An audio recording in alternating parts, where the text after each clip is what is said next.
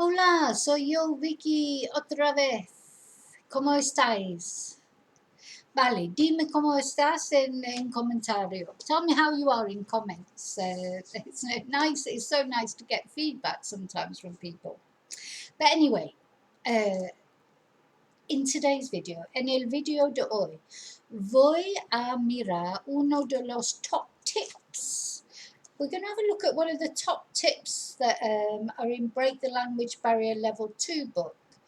You don't need the book to follow this video, but as usual, if you do want to buy the book, you can buy it on any Amazon site or through me through the website. But don't worry if you don't have the book. But if you do have the book, what I just wanted to look at is on page 9, we have the verb quedar or quedarse. And I think it's worth highlighting this verb because it's a very common verb in Spanish, but it's got so many different meanings depending on its context.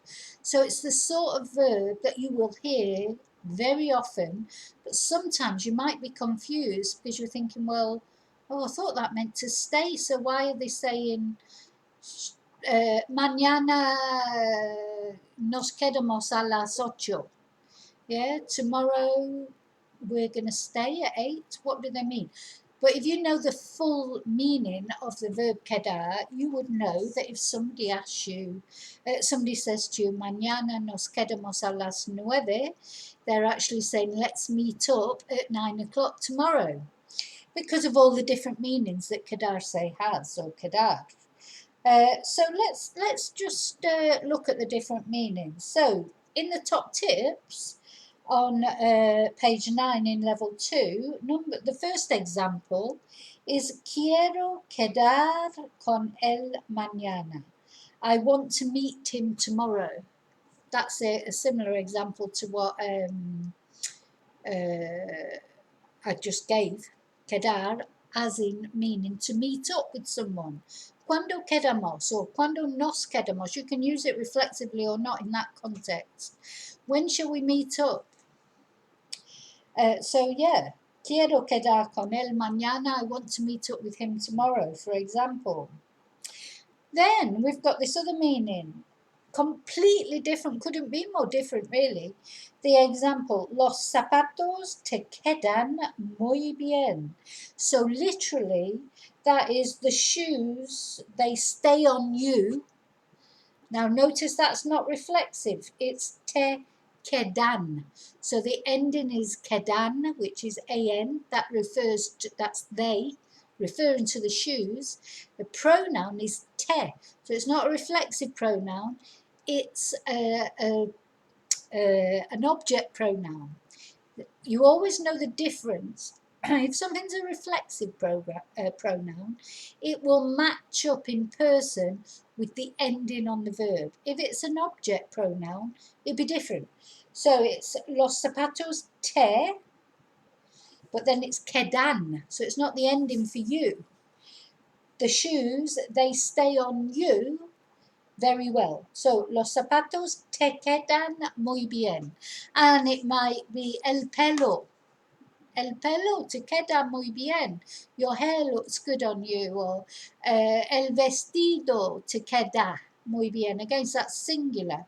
So the ending on the verb is referring to the shoes or the thing that looks good on someone or doesn't look good, because you can make it negative and say los zapatos no te quedan bien.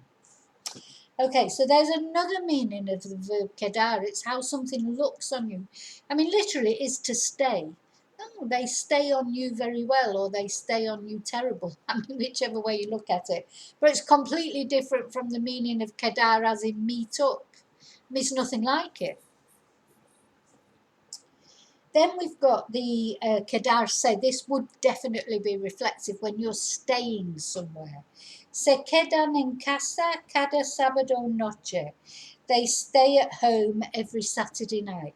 Again, we know it's a reflexive pronoun there because it's se quedan. So the se and the an on the end of the verb, they're the same person. Always focusing on the, whenever you're trying to understand anything in Spanish, the first thing you have to do is identify the verb. If you don't identify the verb, and then as a result of that, the person and the tense, which will all be told, which the verb will tell you all of that, you can't make sense of the sentence. Okay, so, then numero cuatro, no me queda azúcar. So this is, again, another completely different version of meaning of quedar. So we've had quedar, to meet up with someone. Quedar, what something looks like on you. Quedar, staying somewhere, like in a hotel, etc. And now, have you got something left or not? No me queda azúcar. I've got no sugar left. So again, this is one where the me and the queda, they don't match up. So it's not reflexive pronoun. If it was she hasn't got any sugar left, it'd be no le queda azúcar. It'd still be queda, because azúcar is still third person singular. If it was coffee, no me queda café. Now, if it was something plural, like I've got no potatoes left, no me quedan patatas. Yeah, quedan, because to match up with the patatas. And the me would change to te or le or nos, depending on who had them left. Vale? But the ending on the verb, it would always be for the potatoes. Hope I'm explaining this okay. Let me know if you're getting it or not. So, for example, if you were going to say, yeah, I have no tomatoes left. No me quedan tomates. But if you were saying you have no tomatoes left, no te quedan tomates. Do you understand it? Am I explaining it okay? Now, something else I wanted to say is, you don't have to, so for example, if you're asking someone, if you go into the bread shop, you say, "Ay pan, is there any bread?" And they say, "No me queda, I haven't got any left." Yeah, they won't necessarily say "no me queda pan," because it's already obvious that you're talking about pan. So they might just say "no me queda" or "no me quedan." Vale? And the last one, numero cinco, quedamos contentas con las reformas. So, in this context, it would translate to we are happy with the work.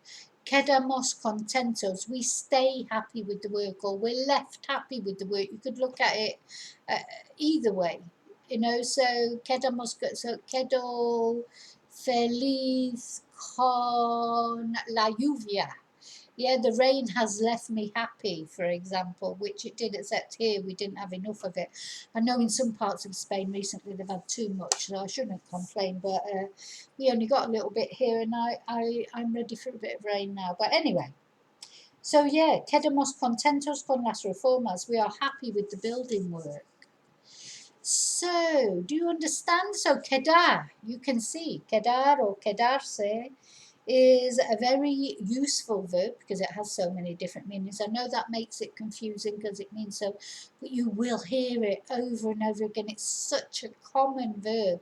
The thing is, unfortunately, when we're learning Spanish or any language, same for people that are learning English, we can't only learn the things that we find easy, we have to learn the things that are going to be useful. You know, and unfortunately, a lot of the things that are used by Spanish speakers are not necessarily things that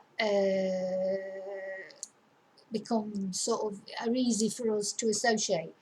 Any of you who've done my classes, got my books, you will know that I do try my very best to make things as simple as possible, that we can relate the way things work. That's what the top tips are for. That's what the idioms and different videos that I make of other things are for, is to tell you the other bits.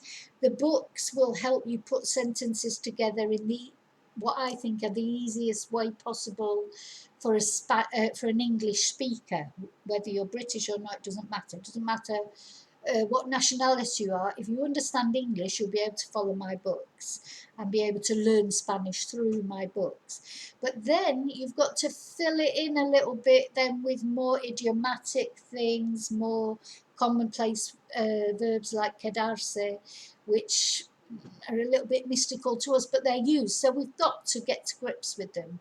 Depending on how far you want to take your Spanish, of course. And people often ask me, what's the best way to consult? I mean, you can learn Spanish through my books. I know that for a fact, not bragging or anything, but I know because I have students who have learned Spanish literally just through the books and the videos. But there comes a time when you have got to put it in practice in some way, doing some listening, radio, television, podcasts, etc. There's lots. I mean, in the sort of day and age we live in now, really, there's no excuse for not finding ways of listening to Spanish. You've only got to put on your YouTube channel, uh, change your Netflix language. It's easy to do some listening practice. It's not difficult. Maybe you're not living in an environment where you've got Spanish people all around you, but really, sometimes I do think people use things as an excuse. You have to go outside your comfort zone. If you want to listen to Spanish people speaking, you have to go somewhere where there are Spanish people. You can't sit in a British bar in the middle of a British urbanisation and complain that nobody speaks Spanish. It's up to you to go and look for the Spanish. And as I say, if you can't find it where you live or you feel uncomfortable going too far afield, it's all here at your fingertips. So, yes, now I am going to be setting up a Patreon channel, which I have mentioned. There's going to be special videos on there about listening, about advice, etc. I'm quite looking forward to it now. I'm sort of excited about it, but just sort of getting grips to how to put it together. So look out for that. But in the meantime, thank you so much. I appreciate every view, every like, every subscriber. I really appreciate it, and I hope I am helping you to learn Spanish. Okay, que tu Dios vaya contigo, stay safe, cuídate, and te veo en el próximo video muy pronto.